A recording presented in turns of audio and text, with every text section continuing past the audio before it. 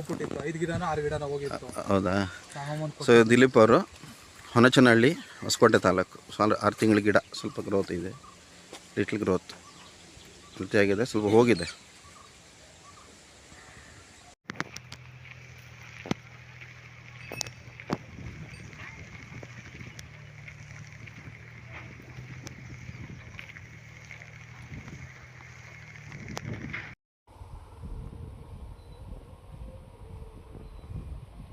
Same land ಅಲ್ರಿ ಅದು ಭೂಮಿ? ಹಾಂ ಸರ್, ಸೇಮ್ ಹಿಂಗಾಕತ್ರಿ. ಭಾಳ ಡಿಫ್ರೆನ್ಸ್ ಬರಂಗಿಲ್ಲ ರೀ ಭೂಮಿಗಳು ಒಂದು